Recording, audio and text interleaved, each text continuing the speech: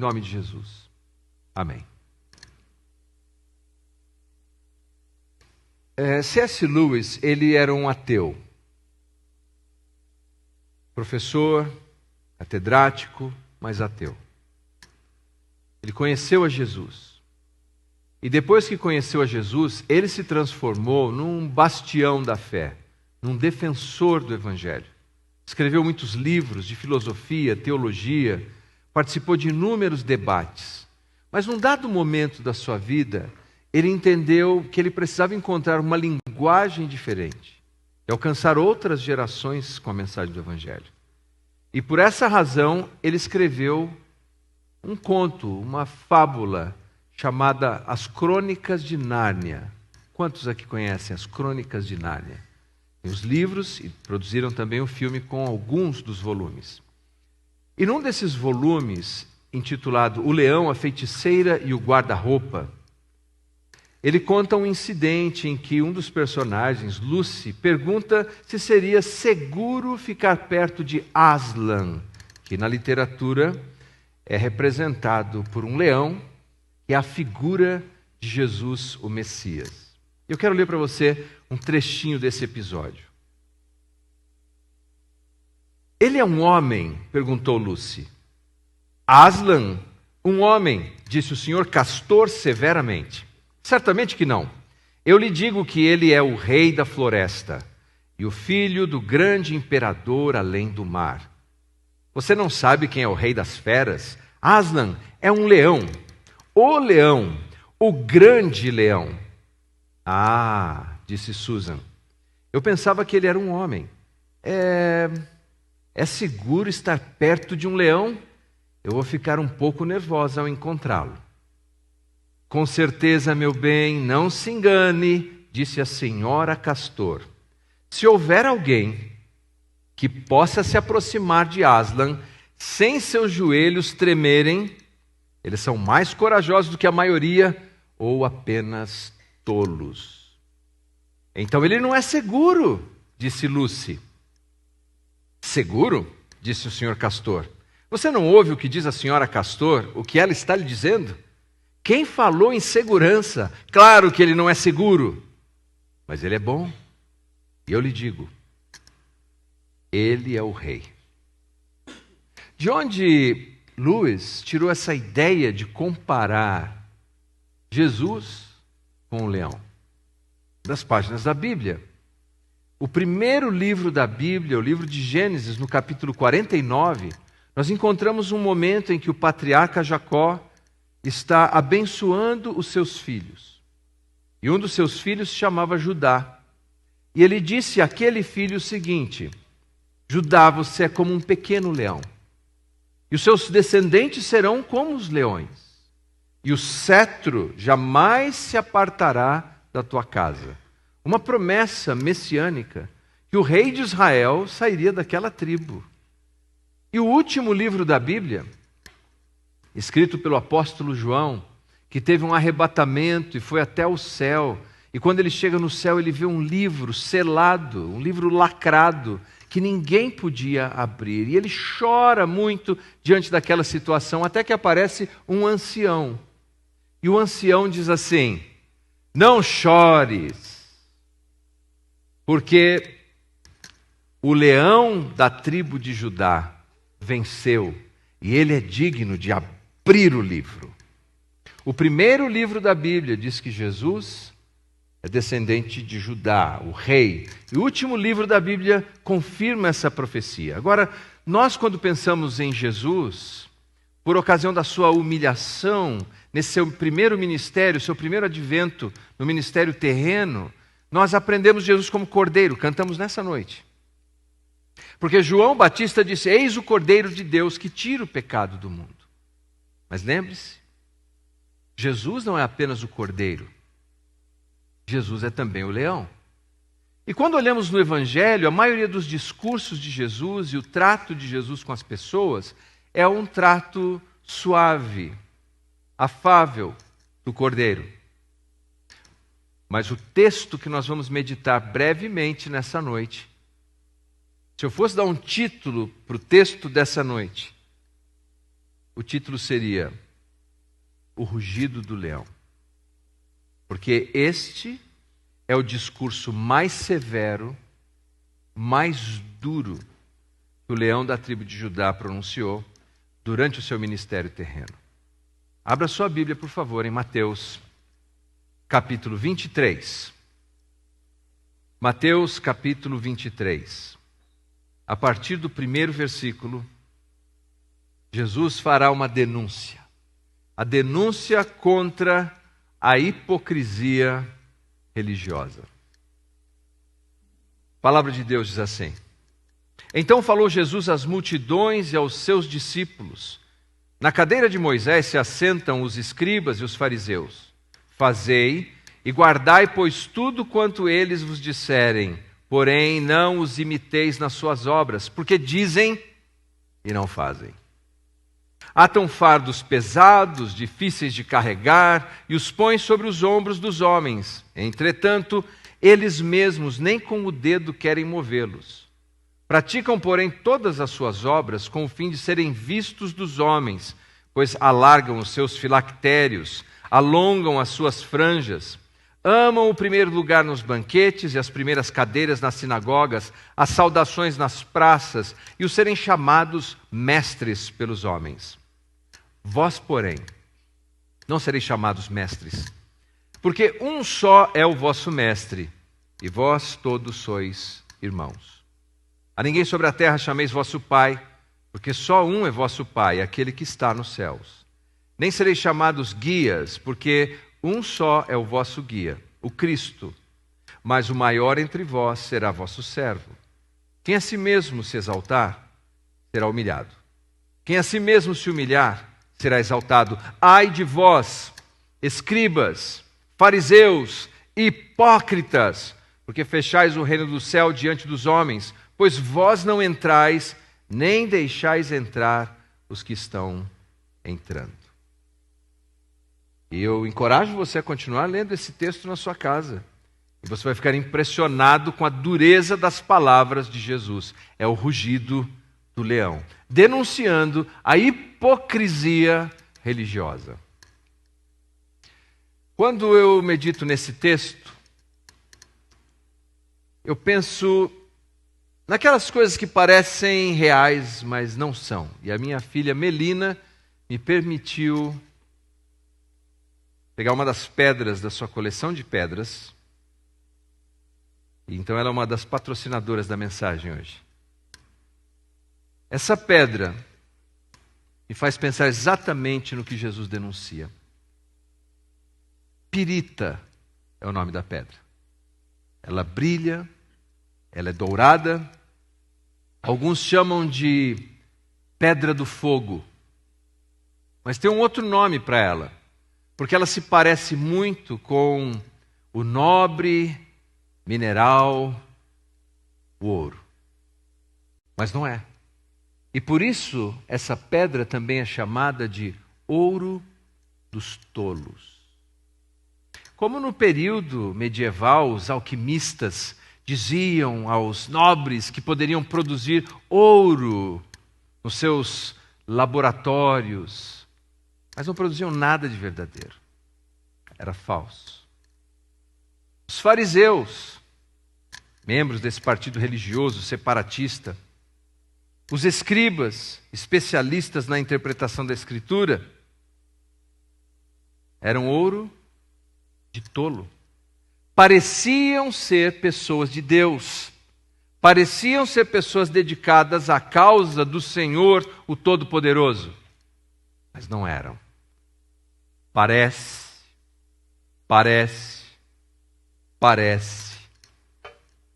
mas não é. Aqueles que têm mais ou menos a minha idade vão lembrar que na década de 80 tinha uma propaganda de televisão que anunciava um produto anti-caspa, Denorex. Parece remédio, mas não é. Denorex colocava pessoas que pareciam com artistas famosos, lembram disso? Aí ele dizia assim, era sempre a mesma frase: parece, mas não é. E Jesus denuncia exatamente isso, e por essa razão, olhando para aqueles líderes religiosos, Jesus disse: eles parecem, mas eles não são. Eles parecem alguém digno da nossa admiração, mas não são. Por 7 vezes nesse texto, Jesus se refere a eles, se você continuar a leitura, como hipócritas. Hipócritas. A palavra hipócrita é uma palavra interessante. Tem a sua etimologia na língua grega, é a combinação de 2 vocábulos, e o primeiro vocábulo significa colocar embaixo, o segundo significa julgar. Poderia ser julgar o que está embaixo. Por quê? Porque no grego clássico, os atores, os artistas, eles usavam uma máscara. Então eles estavam por baixo da máscara e você não sabia direito, você tinha que julgar quem será que está embaixo da máscara. E eles representavam múltiplos papéis, vários papéis. Mas era tudo falso.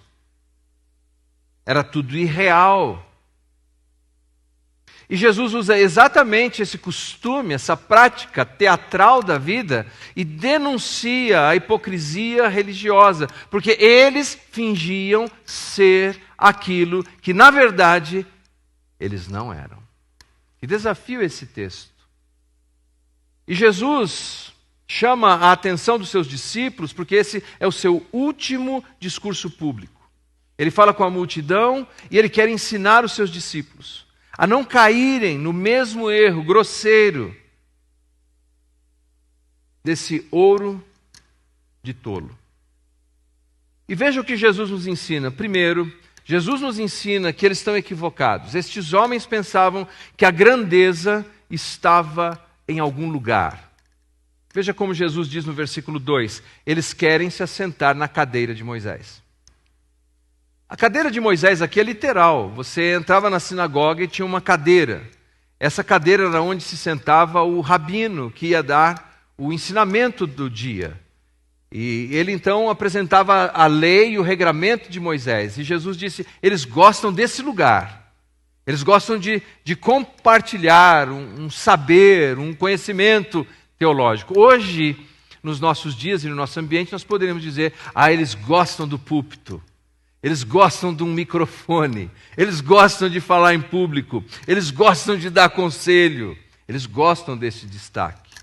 Segundo, Jesus diz no versículo 6 que eles amam o primeiro lugar nos banquetes. Nós vimos na semana passada que aquela mãe pediu a Jesus que colocasse à direita dele e à esquerda os seus filhos, Tiago e João. Era um lugar de privilégio. E os banquetes não eram diferentes. Você ia num jantar especial, e assim como hoje, tinha um protocolo. E quando o escriba, o fariseu, o religioso chegava lá na lista de convidados, ele queria saber onde está o nome dele. E ele queria sentar onde? Olha, o seu lugar, ao lado do governador. Era isso que ele gostava. Os melhores lugares no banquete. Mas olha que interessante que o texto diz que eles também gostavam, mesmo versículo 6, na parte B. Agora vocês estão aqui, ouçam bem isso, viu? Eles gostavam das primeiras cadeiras nas sinagogas. Mas fiquem tranquilos. Não. Porque alguém lá atrás está pensando: o Leandro sempre senta lá na frente também. Não é isso que Jesus está dizendo, na verdade. O modelo que eles tinham era de sentar-se na frente na sinagoga, mas não era o que eles viam, era para eles serem vistos, porque eles sentavam assim. A Torá, a lei, ficava atrás deles, e as pessoas ficavam vendo eles. Mas o ponto de Jesus não era sentar-se na cadeira de Moisés, o problema não era esse, era o lugar em que se sentava para ensinar. Assim como o problema não é usar o microfone ou o púlpito, como o problema não é sentar na frente ou sentar no primeiro lugar. A questão toda que Jesus está denunciando é que estes homens acreditavam que a grandeza, que a realização e o propósito estavam em um lugar. E Jesus está denunciando isso, porque na verdade a grandeza está dentro de quem nós somos, em nossa essência. Veja só, Jesus continua, e ele diz no versículo 7 que estes homens gostavam das praças. As praças seriam o equivalente ao supermercado, ao shopping center, porque eles gostavam de ser saudados nesses lugares, de ter o seu nome reconhecido, andando pelo shopping dizendo: reverendo, como vai? E ele ficava todo empavonado por ser conhecido. Esse era o desejo deles. Lugar não nos faz ser o que nós devemos. Você pode estar no templo regularmente e não ser o que você deveria ser. Você pode ser apenas um ator que gosta do lugar, que gosta do ambiente. Pode ter o microfone na mão, pode pregar. O lugar não torna você. Não é uma questão de colocação, é uma questão de coração. No ano de 2013, vocês vão lembrar disso. Ano de 2013, em Joanesburgo, estava o então presidente dos Estados Unidos, Barack Obama, falando para um grupo de líderes mundiais. E ao lado dele tinha um homem que supostamente estava traduzindo tudo o que ele dizia em linguagens de sinais, em libras. Lembram disso? E ele falava alguma coisa, o homem mexia e tal, e foi um escândalo, porque era falso. O homem não só não estava interpretando em libras, como ele não sabia a linguagem de sinais, e mais ainda, ele era procurado pela polícia. Foi um furo de segurança, e foi uma aberração o que aconteceu ali. E veja, este homem estava ao lado do então presidente da nação mais poderosa do mundo. Mas aquele lugar não mudava quem ele era. Ele continuava sendo o que era. Não é o lugar. Não é uma questão de colocação. É uma questão de coração. Da nossa essência. De nós sermos diferentes. Jesus vai adiante e diz o seguinte, que a grandeza não está nos títulos. Eles acreditavam que estava nos títulos. Jesus faz um grande contraste aqui com os títulos. Veja, ele diz o seguinte, que não deveríamos chamar uns aos outros de rabi ou de mestre. Jesus chega a dizer, não vão chamar uns aos outros de pai. De novo, o problema não é o título. Se chegar agora para o seu progenitor e dizer, olha, não te chamo mais de pai. Eu vi um sermão lá na igreja agora. Essa não é a ideia. É que esses líderes religiosos acreditavam que a ostentação do título os tornaria em alguém especial. E não a sua história, não o seu comportamento, não as suas escolhas piedosas. Eles se mantinham apenas seguros pela sua titulação. Mas veja, alguém pode ser chamado, ter um título maravilhoso de pai, mas a sua conduta não condizer com a beleza desse título.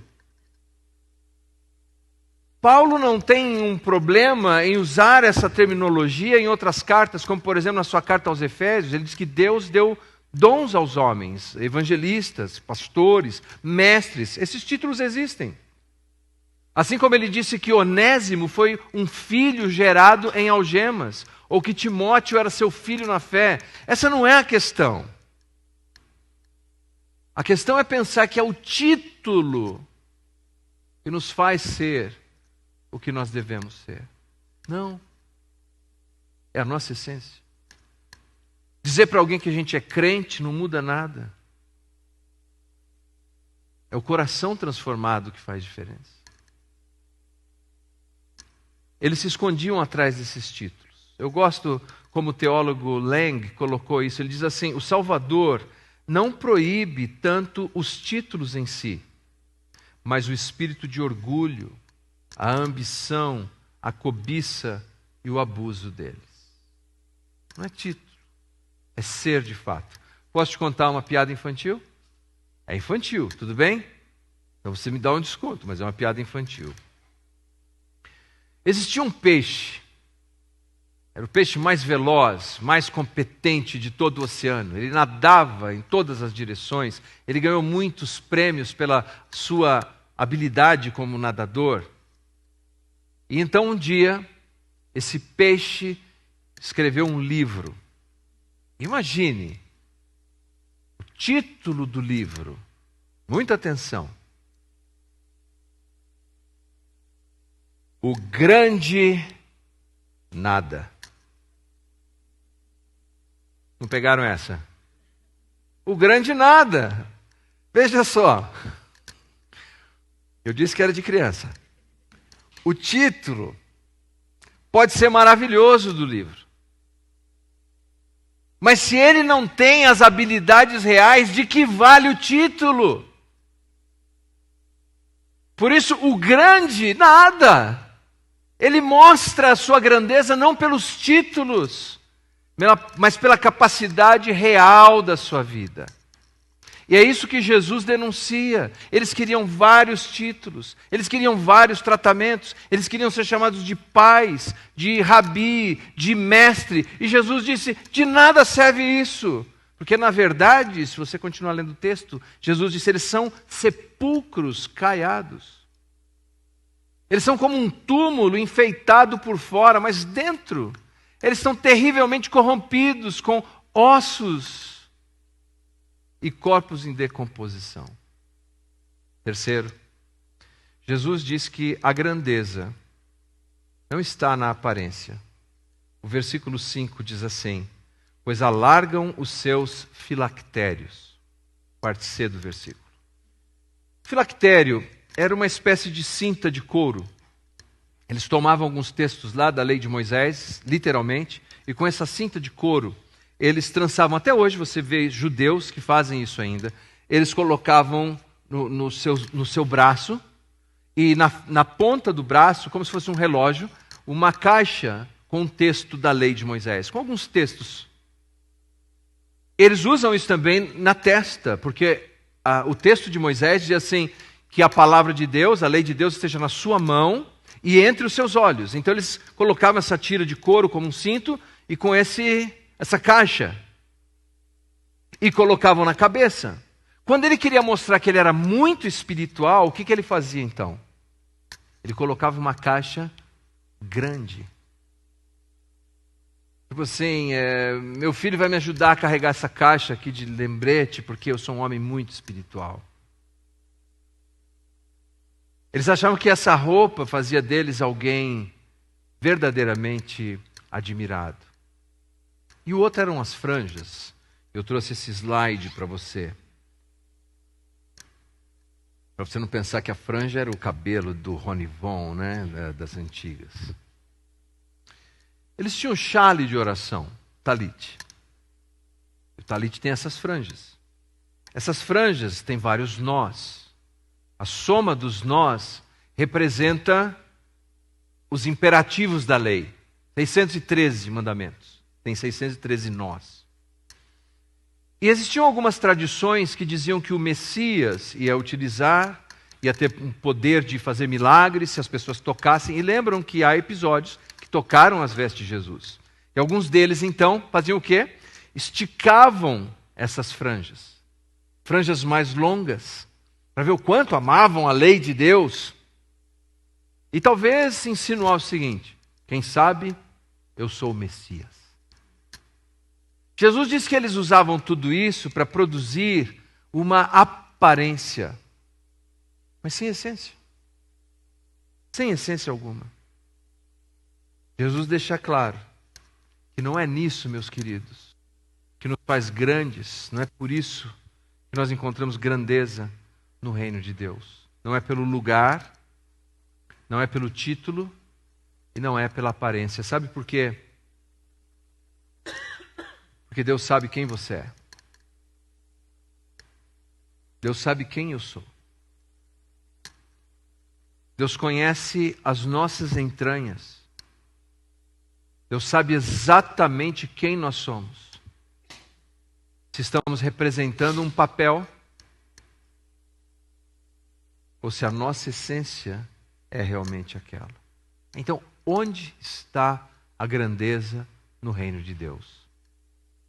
E Jesus prossegue e faz um contraste para os seus discípulos. Ele diz assim, versículo 11 do capítulo 23. Mas o maior dentre vós será vosso servo. Nós vimos semana passada, será o diácono, será o garçom, aquele que serve à mesa, aquele que diz: como que eu posso te servir? O maior dentre vós será um servo. É totalmente o contrário.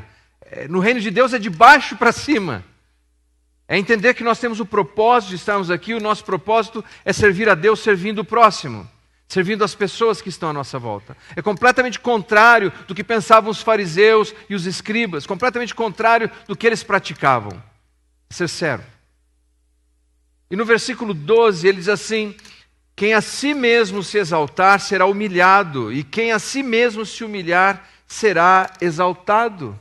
Aqui primeiro Jesus fala do que nós temos que fazer, servir.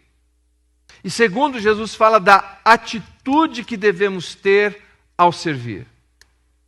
Eu aprendi muito sobre atitude com a minha esposa.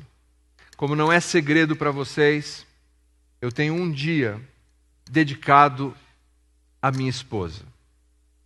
É conhecido no meu calendário como o dia de Santa Julie. Sou devoto. Nesse dia de Santa Julie, não é meu dia de folga, não confunda, eu trabalho talvez mais nesse dia que qualquer outro. Mas no dia de Santa Julie, desde o começo da instituição de tal dia, ele é internacional, não importa onde eu esteja, eu tinha algumas atribuições. Por exemplo, ela dizia: Leandro, você pode pôr o lixo para fora. E eu pegava aquele saco de lixo,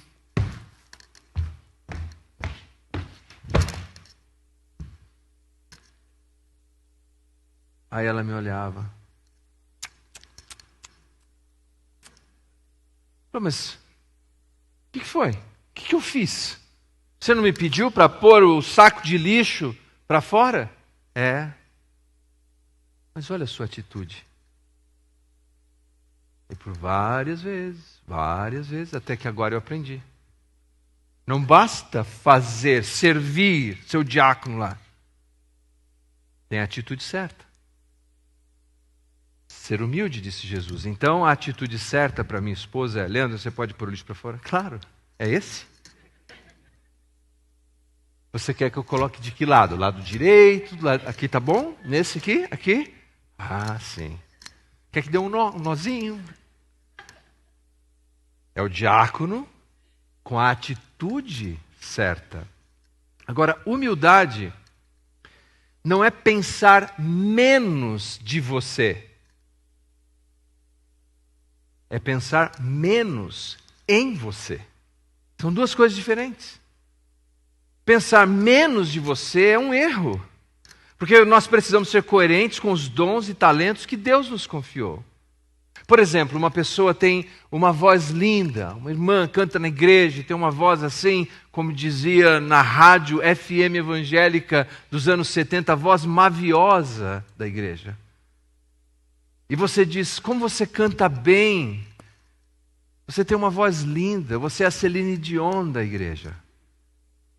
E ela diz: não, imagina, não tenho uma voz bonita, minha voz é um misto de taquara rachada com tucano. Não é verdade. Ela pensa que humildade é pensar menos de quem ela é. Mas isso não é humildade.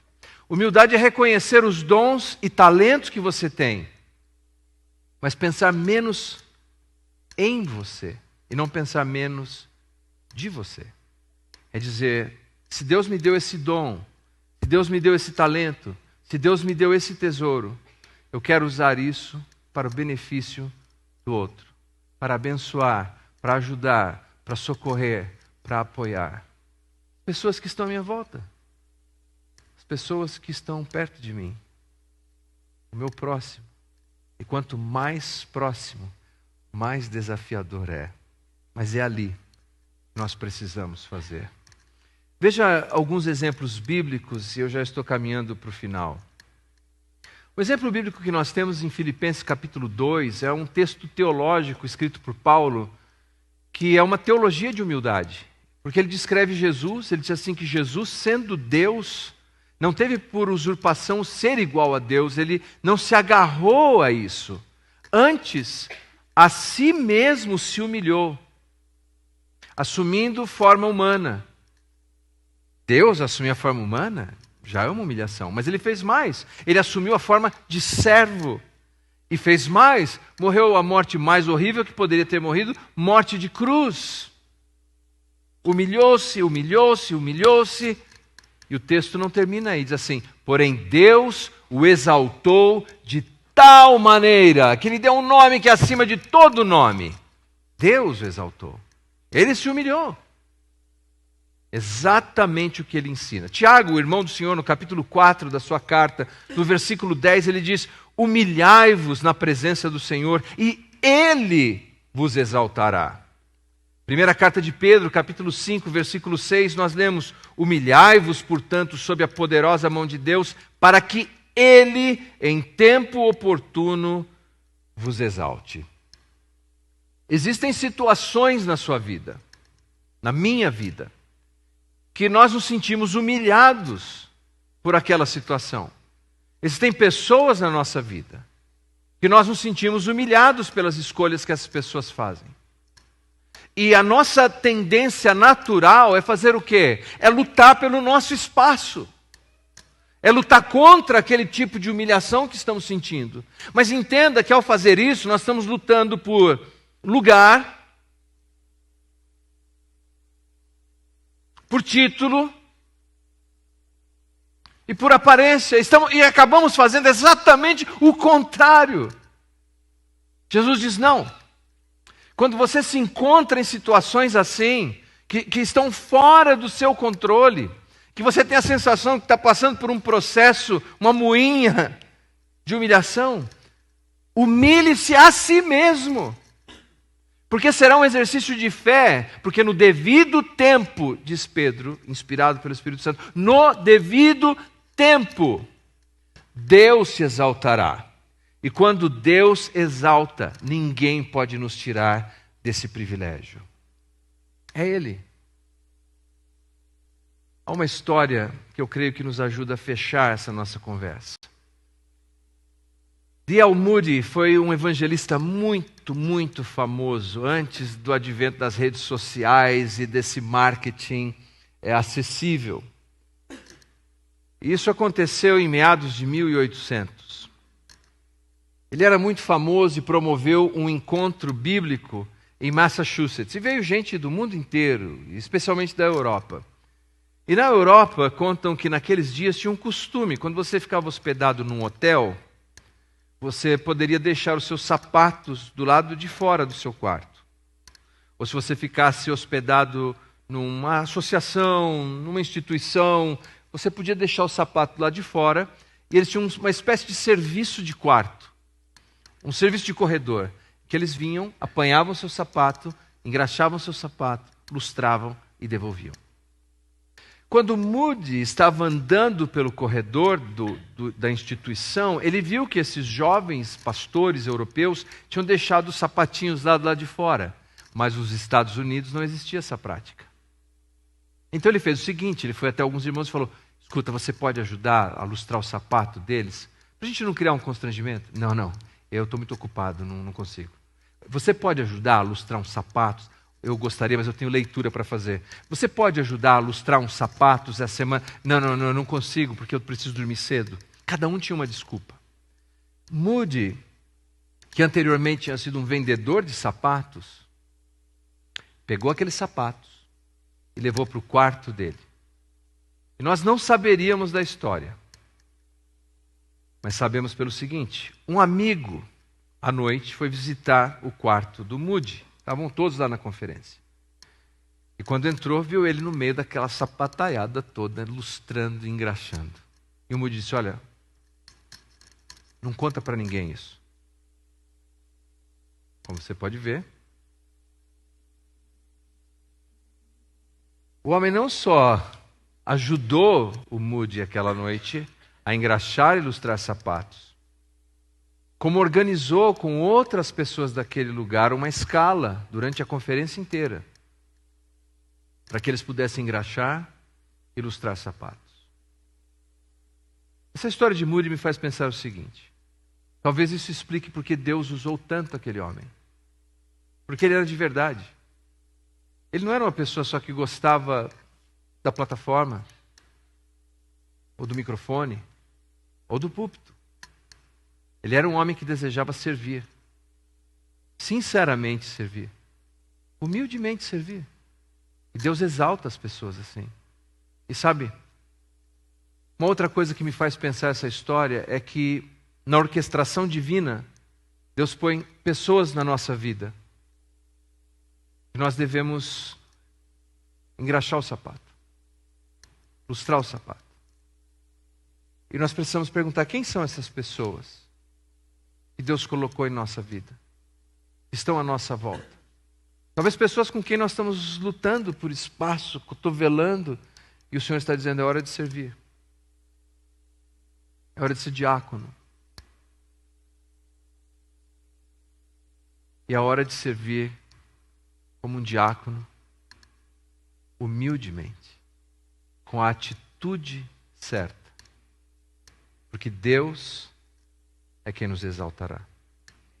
Vamos colocar em pé. Eu convido você a repetir comigo esse trecho da primeira carta de Pedro, capítulo 5, versículo 6. Humilhai-vos, portanto, sob a poderosa mão de Deus,